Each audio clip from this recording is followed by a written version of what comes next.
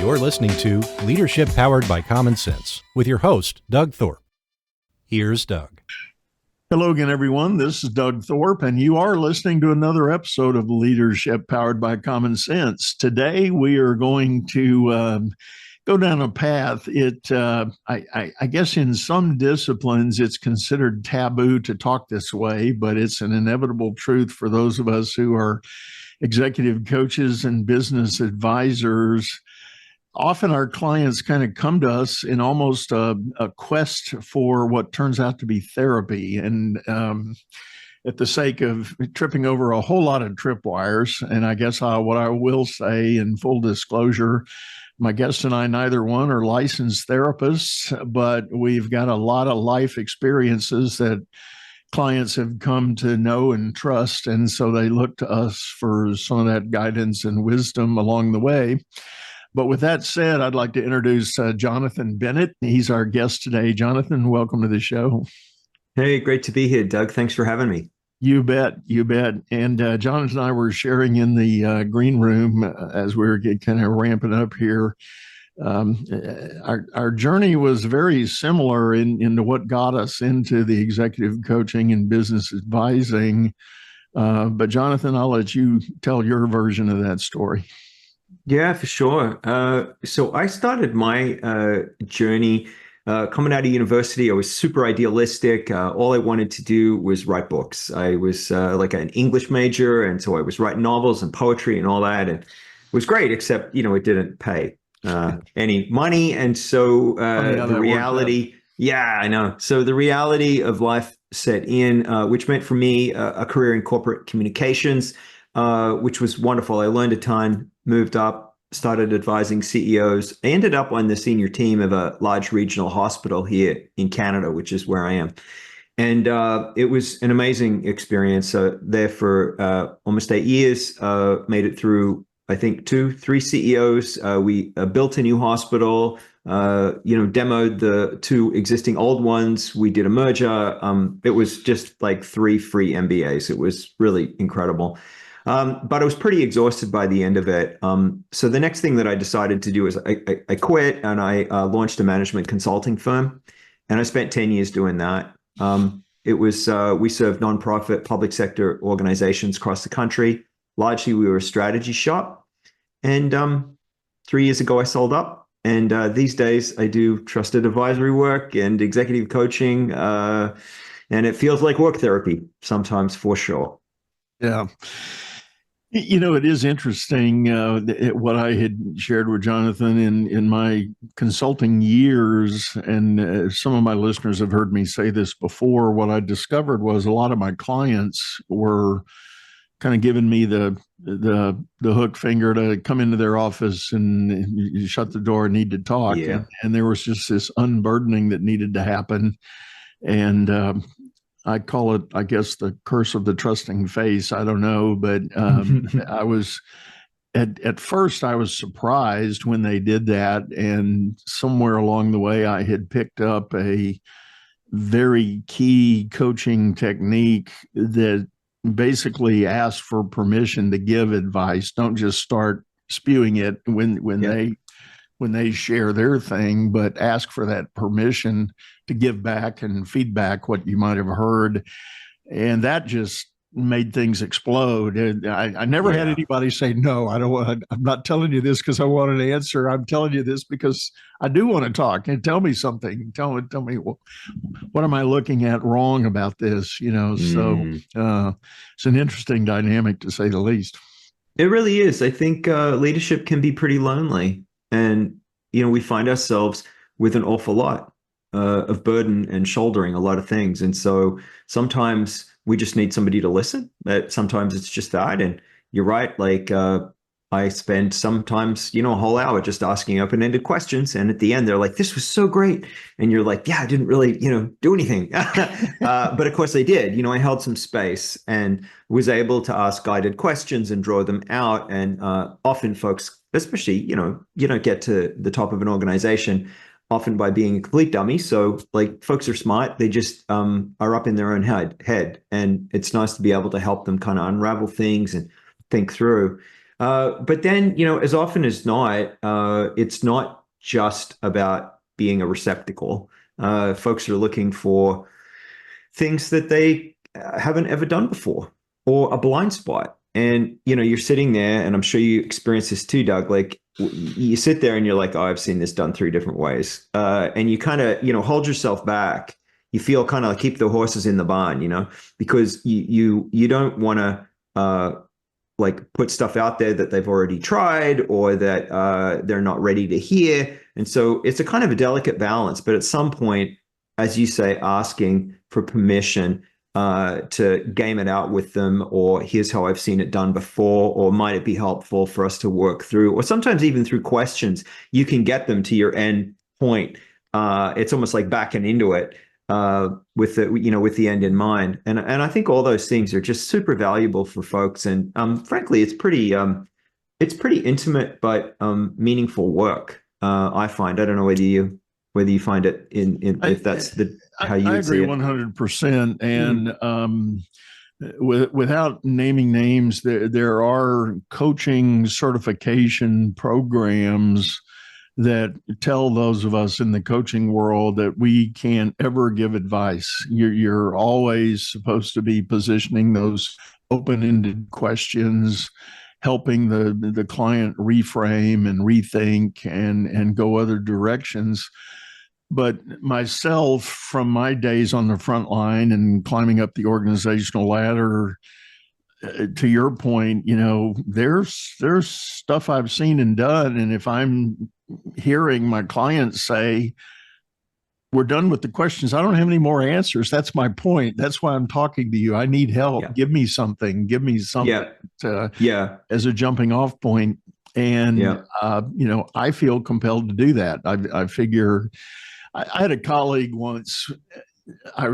We were part of a professional organization of business advisors that was really it wasn't a commercial enterprise. It wasn't for profit. It was more of a community service group here in the greater Houston area. And we had these weird, odd internal debates about, are we coaches, advisors, or mentors? And it was going to be part of our tagline in our branding and our marketing. And we spent ungodly amount of time arguing all of that. And finally, one day we had already been through 2 different sessions having the debate on what the right answers were. And one guy finally just kind of pushed his chair back and he said, guys, bottom line is none of this matters. I'm called what my client wants to call me. If they're writing me a check, I will be whatever they want me to be. I think that's a really nice framing. There's the sort of the industrial coaching complex, that have really gated what coaching is and what coaching is not. And that's probably great if you're a life coach. I'm not that at all. I'm not certified as a coach. I don't want to become that. I use coaching as a tool, and I use it up until I need other things that are different tools in my toolkit. And folks come to me and they just want me to hold space. And I have all those skills and I know how to do that. And other times folks come to me and they're desperate for a very quick piece of advice. Like, the phone often rings and like people will be like, I have a Jonathan problem. And to me, that lights me up because it means that when they think of things that get hard in their life and they don't know what to do, they think of me. And I think that's me fulfilling my purpose. And, I'm not going to leap right to the answer. I'm usually going to ask lots of protective questions for myself. Like, what have you already tried? What about it worked? What about it didn't? What have you already thought about trying next? What's stopping you from going there? Like, there are all kinds of coaching questions. Yeah. But at some point, talk to? Yeah. And like, what's going on for you? Like, you explore all of that. But if at some point, ultimately you've got a blank page and I'm sitting here with 2 potential solutions in my head, I think it's unethical for me not to, offer that for them to at least consider and to game it out with them or develop a strategy with them. And at that point, I'm not coaching. Like, I appreciate that. But I also think that I'm giving them what they need. And that's why they come. Right. Yeah, I term that just simply the notion of being stuck. And if they have called upon me, commercially or otherwise, to get unstuck, yes, I will practice all the best practices I know about the coaching process, the open-ended questions, Socratic method, all of those things. But again, at the end of that period, and without dragging it out like literally multiple sessions, as I Totally. know some have done, Yep. we get to that. If they're telling me they're still stuck, they have run out of ideas and thoughts. And to your point, if I've got one or two in my mind to throw out there, by all means. And I agree with you. I like the way you said it. I think it's downright unethical not to share that. It becomes a weird game that I think is very inappropriate for the moment. Yeah, I'm totally with you. And I think it's strange. I think it's a really strange pretzel that, some folks have turned themselves into. But I understand on some level why. But I also, it doesn't work for me. So, and I also know that the folks that come to me and the folks that seek me out, it isn't what they're looking for. They're not looking for, they're not looking for therapy. And in some cases, they're not really looking for coaching. Like they want a thought partner that's going to bust through a bunch of hard stuff. And, they've got to fire people, or they've got to do a merger, or they've got to, make a really, really difficult investment decision. And so they want somebody that's going to help them game it out and think it through and, strength test the strategy. Well, and like you said at the start, I think this ultimately comes down to, it's an old phrase, well worn. It is lonely at the top. There, Mm-hmm. when a leader at whatever level they may be, when they feel the walls closing in, they know they're getting down to crunch time for that decision that must get made.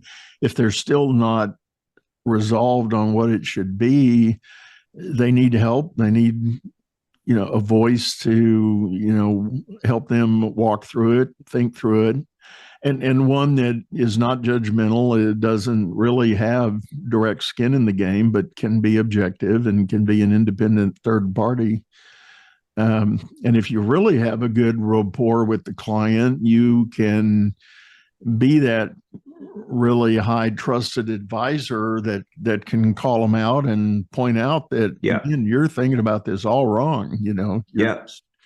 Yeah. You're not Yeah. even close to what a good answer could be. Yeah.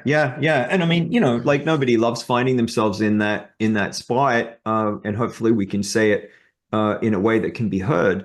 But the point is to come from a position of expertise and knowledge, and you might not have done the exact thing yourself, but you've been adjacent to it, or you've seen other people do it, or you've coached other people through it, and so you can provide them with some version of lived experience and or technical expertise or business acumen that they just don't have access to. And I think it's really valuable and a really important part of the menu of things that folks are seeking out.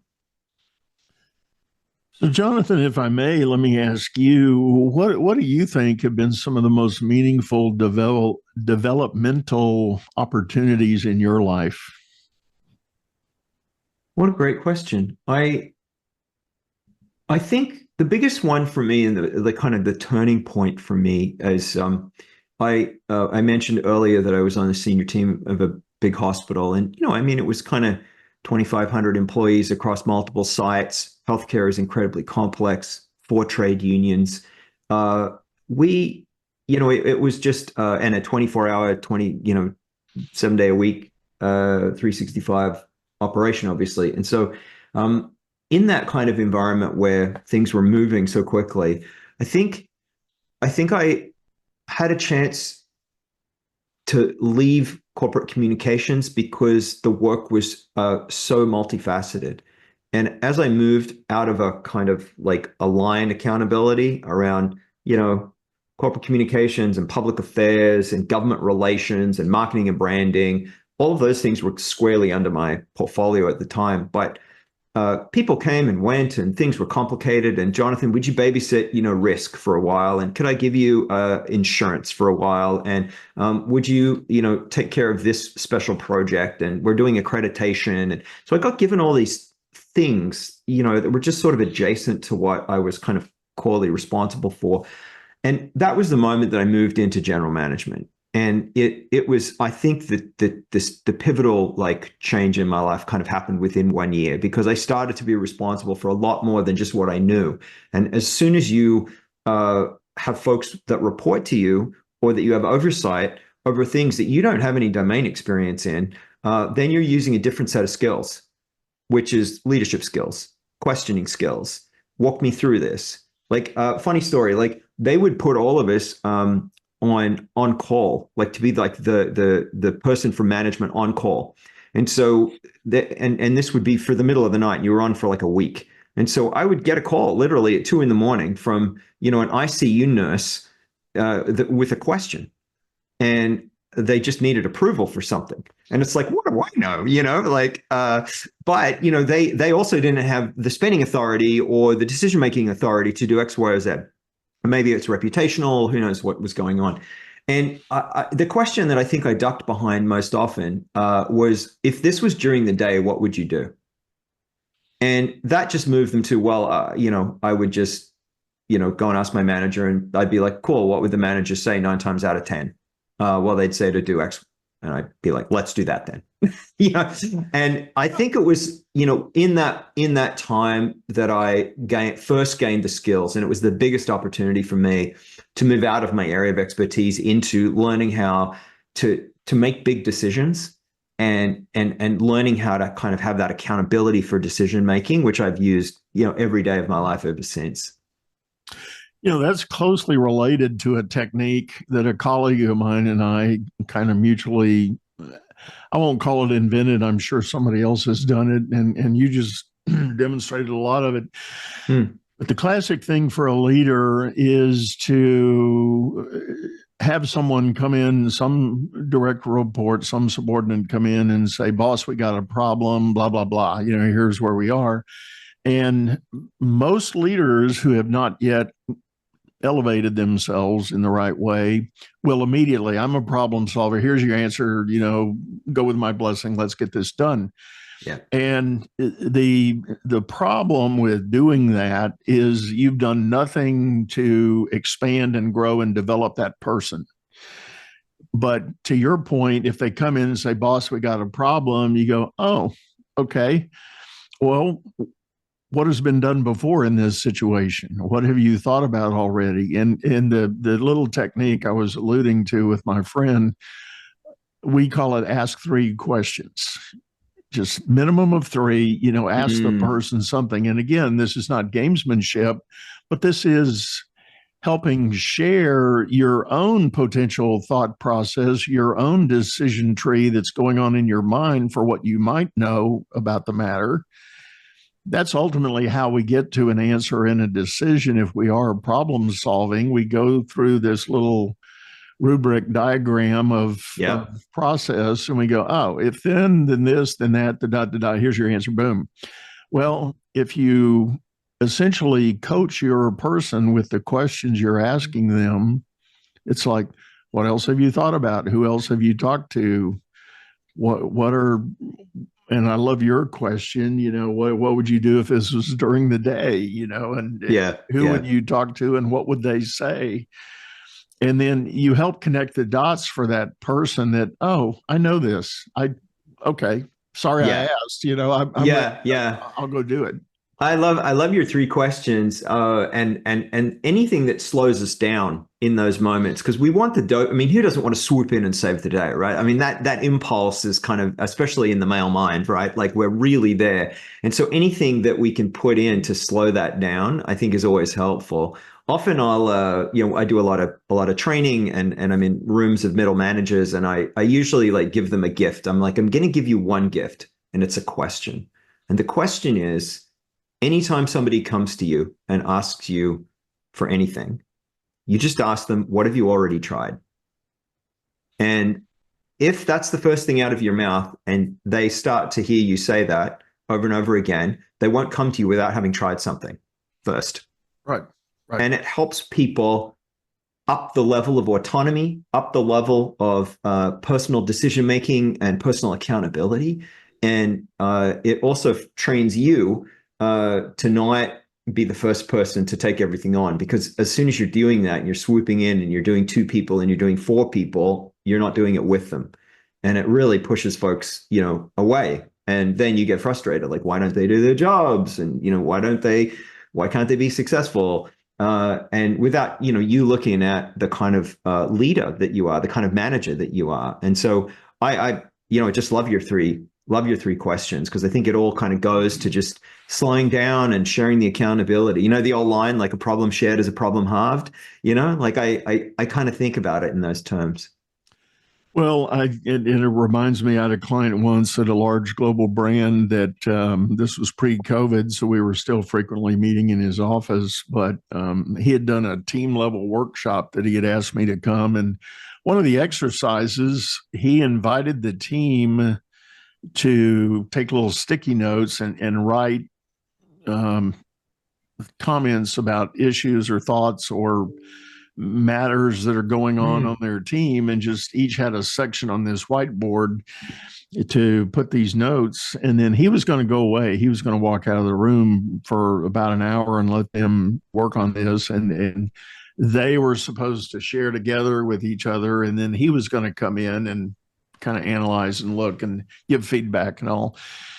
Not a bad exercise, but then we got to the point of, so the team got dismissed to go to lunch, and all these sticky notes are all over the board. And he walked in and he started going down through them, and he was making notes and doing things. And so with my coach hat on, I said to him, time out. I said, are you leading here, or are you just solving problems?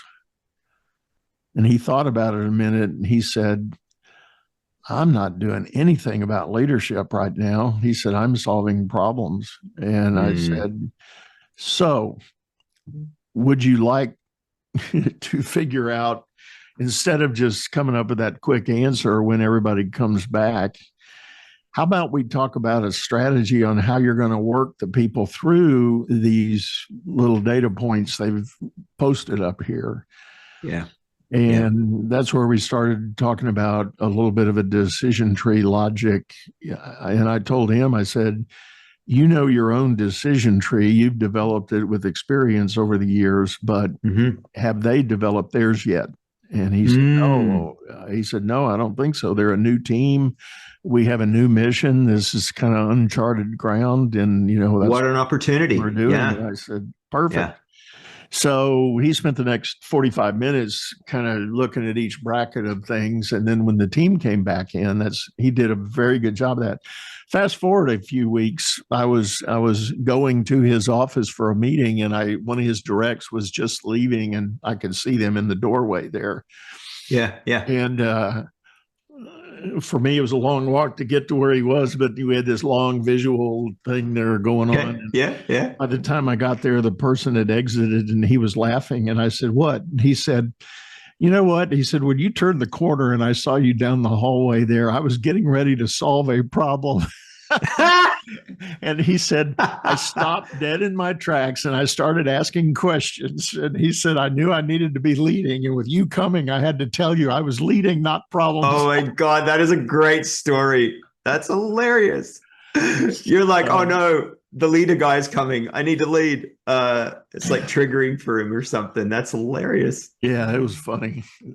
It's great. It's great. Nice to know when they get it.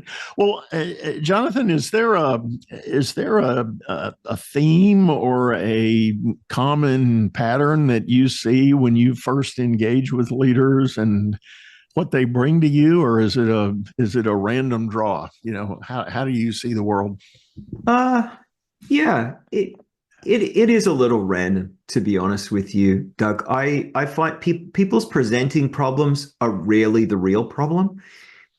People have decided for themselves that they've got imposter syndrome, or that they're a perfectionist, or that their business is, growing too quickly or not growing quickly enough, or they need to fire their VP, or that's their board that's driving them nuts. And like, I sort of like noted I'm like, cool. And what else? I just sort of hold some space for a while because, after I pick away at it, the real thing will come out. And so I'm kind of more interested in what happens in session 2 and 3, because that's usually where we'll break it open. And we find the big hard thing that's sitting underneath the thing.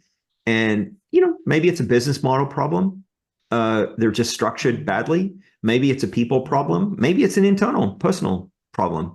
Maybe it's an ethical and values problem. They're working for somewhere that they fundamentally don't agree with, but they've got a big mortgage and they feel trapped. Like, who knows? But I'm probably just saying that because I had that one this week. So that's why that's top of mind. But like, I think that my role, if I'm doing my work well, is to create enough open space for them to confess and get to the right thing. And then we know what we're really going to work on. And that's as varied as people are. And so I enjoy taking on folks from lots of different sectors because, I find the variety interesting. I kind of like it if I'm new to a sector because I'm a sort of pattern recognition doing that in my head. I'm like, oh, I've seen that happen in architecture. Oh, like, tech does that differently than healthcare. Like I'm kind of like trying to piece things together in my head, but that's often when I can be creative. Like, somebody's coming, no, we've already tried this, we've done this. And I'm like, yeah, you know what? It's totally different in agriculture, like how they do that. And I've got a client that I did this thing with, and I learned this thing, and that's where I can share across. And I feel like I can add some kind of interesting value there because I can think about problems, or I can help people problem solve, or even just understand what's in front of them from a really diverse perspective. And I also just kind of enjoy that. Like that's the personal part of it for me, is that I just really enjoy doing that thinking work with my clients. So yeah.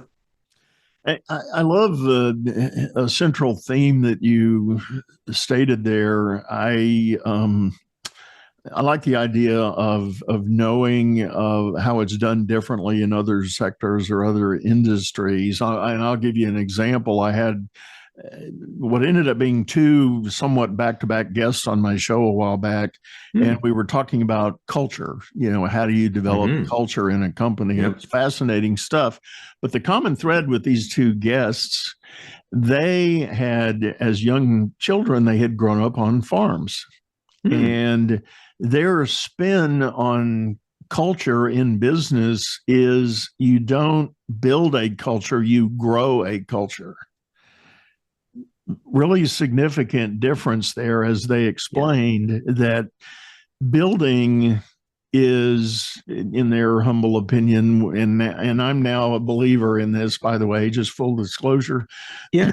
Building a culture is the classic new CEO swoops in, hired by the board, the company's not performing and everybody wants change. So the guy says, we're going to have a new culture.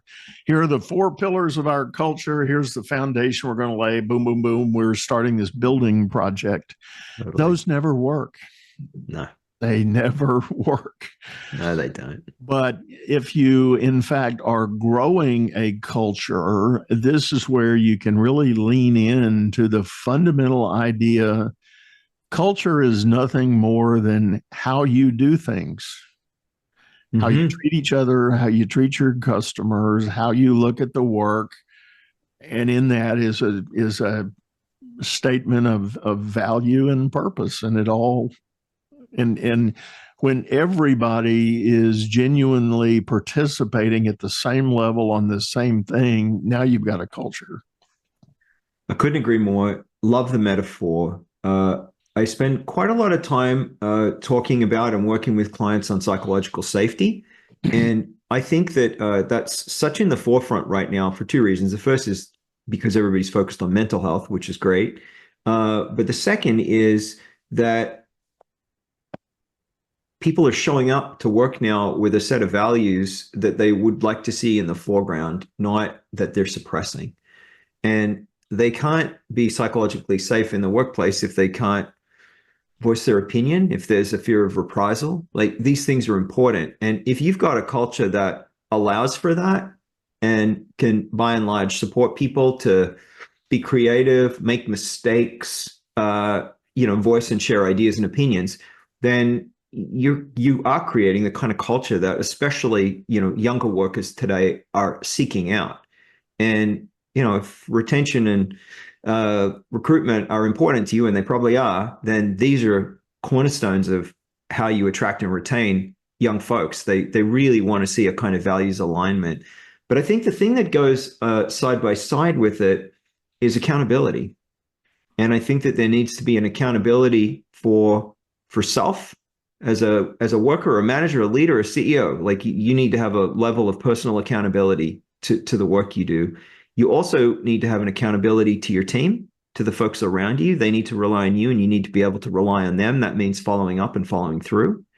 And finally, and I think this is the piece that gets missed a lot, is there's an accountability to the organization. At a super high level, at a board of directors level, that's your fiduciary duty. And maybe if you're an officer of the corporation, you have a fiduciary duty.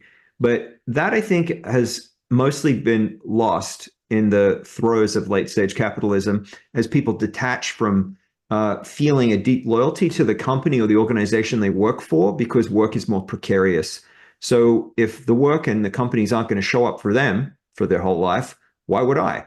And so I can be okay with me and I can be okay with my team, but for the whole company, that can be a stretch. And I think the very best organizations, the very best companies are able to break through that, and they're able to commit to people, and those people ultimately commit to them. And they're the highest performing cultures that I see.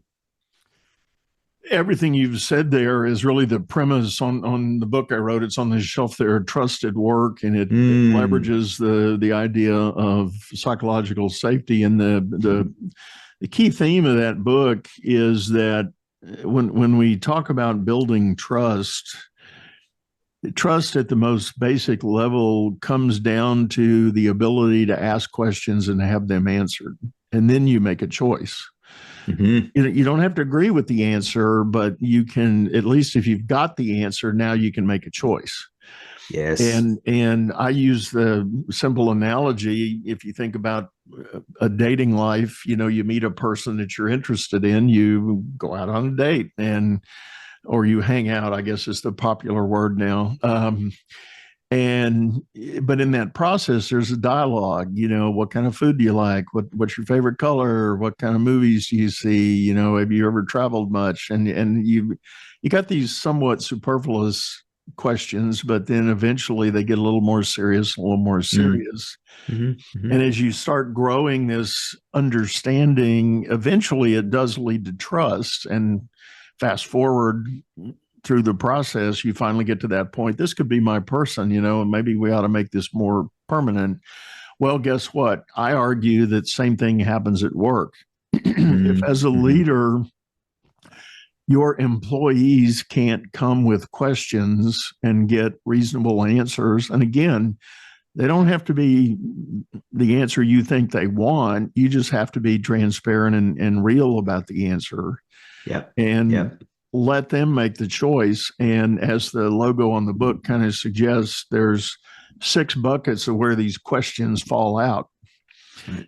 And if you, as a leader, if you start thinking about everything you're working with in these 6 segments of where these questions might emerge, you can pinpoint problems on your team in a heartbeat.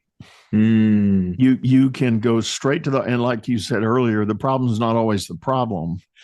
And when you're feeling a break or a fail or a shortcoming, you can really lean into it, and you can go straight to the heart of the matter, have the dialogue with your team and resolve the unanswered questions so that they can get back on stride with where they need to go and what they need to be doing.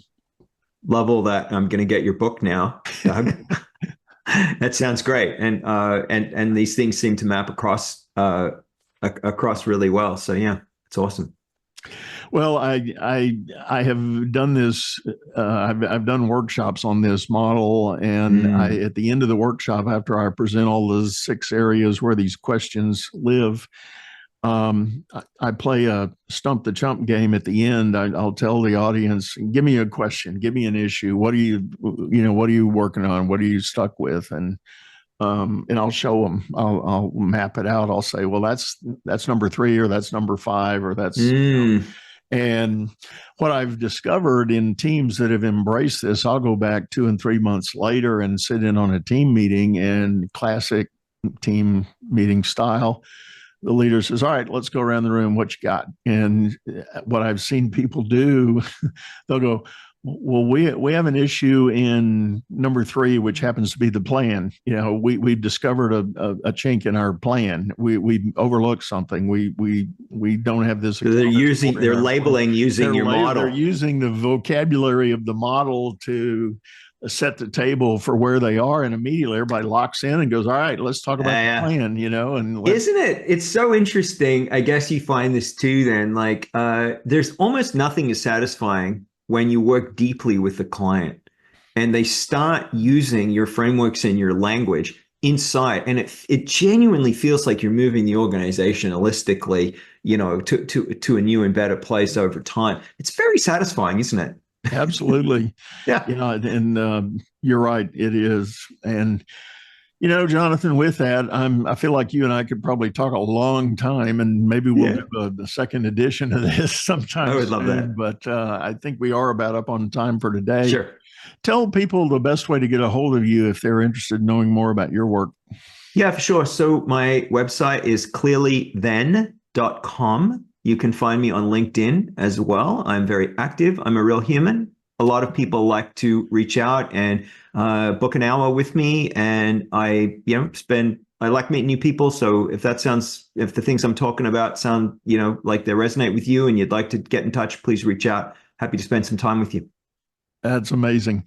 Well, and as always, folks, we will have all of those links and information in our show notes so that you can reach back to Jonathan. But one last time, thank you so much for sitting in with us. My pleasure. I really enjoyed this conversation, Doug. You bet. You bet. Well, folks, with that, I do like to remind you, we've got a video version of this show over on YouTube, channel by the same name, Leadership Powered by Common Sense. Hop over there, check out the archives. Let us know if you've got some ideas of things you would like to hear or guests you'd like to recommend. And otherwise, we're going to sign off, say goodbye, go out there, make it a great day. You've been listening to Leadership Powered by Common Sense, hosted by Doug Thorpe. If you would like to know more about the coaching and advisory services he provides, visit dougthorpe.com.